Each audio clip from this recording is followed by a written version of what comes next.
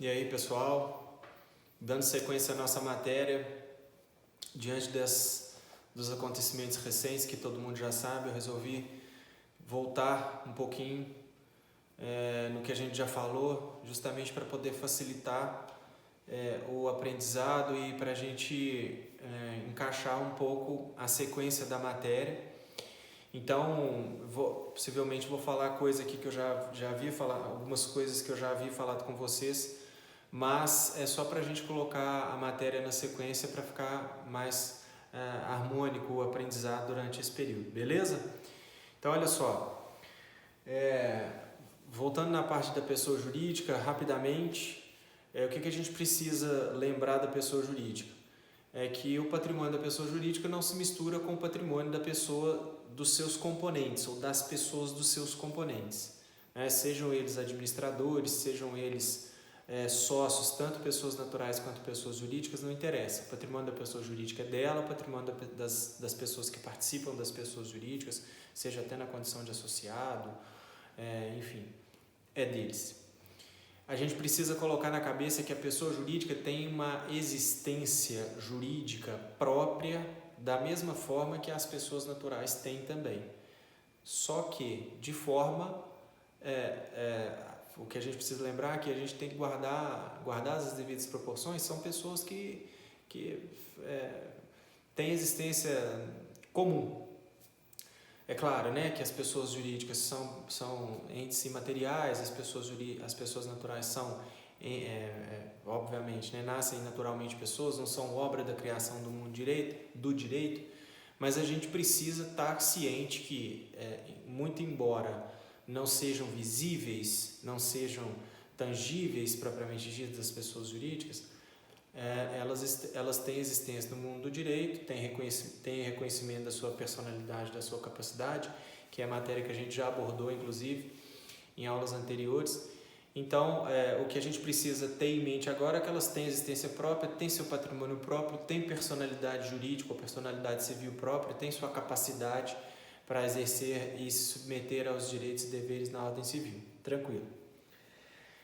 A origem, quando eu falo da origem, eu gosto de contar a história justamente para poder facilitar o aprendizado e, ao mesmo tempo, permitir que vocês se lembrem ou que façam conexões com outras matérias. Então, só chamar atenção. A origem da teoria das pessoas jurídicas está lá no direito canônico. Por quê? Houve, na época, uma necessidade de que se preservasse o patrimônio da Igreja Católica, e aí dentro daquela situação o direito canônico, os próprios padres, bispos, etc., envolvidos na gestão da própria igreja, entenderam que seria importante que a igreja alcançasse um patamar de separação entre todas aquelas pessoas que participavam da sua atividade. E aí atribuíram à igreja o nome de corpo místico, dizendo ela não era um corpo material, mas era um corpo místico, um ente ideal. Não é a palavra ideal nesse momento, não é a pessoa ideal, o funcionário ideal, não, é um ente idealizado. A ideia então da palavra do ente ideal seria aquele ente imaginado, ente idealizado, que na verdade acabou ficando corpo místico mesmo.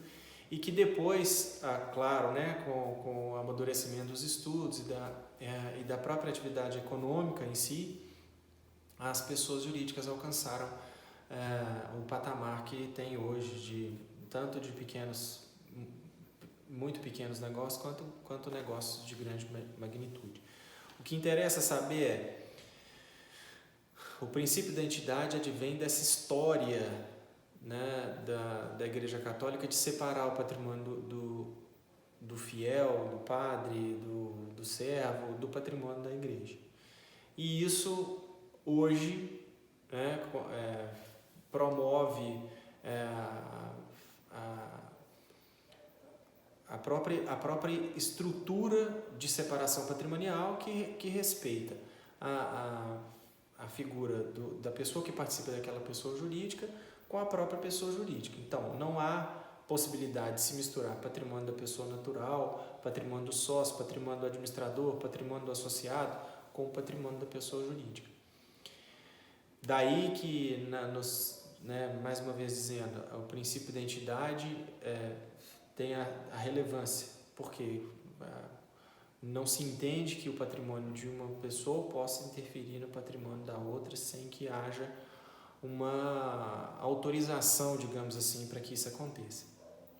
Como é o caso de quando a gente abre mão dessa separação patrimonial, quando a gente avaliza uma operação de crédito, meio de título de crédito, ou quando a gente é fiador num contrato, seja como for. Nesses casos, a gente abre mão da separação patrimonial que existe para todo mundo, não só entre as pessoas jurídicas e as pessoas naturais, mas entre as pessoas jurídicas entre si e as pessoas naturais também entre si.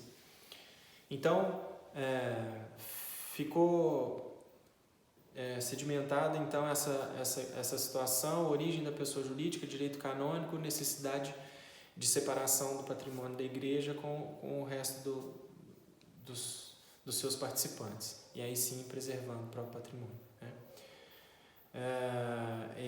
Essa estrutura que lá anteriormente se chamava de separação patrimonial, na contabilidade se chama, atribui-se o nome de princípio da entidade. Então, só para finalizar esse resumo. Valeu, grande abraço.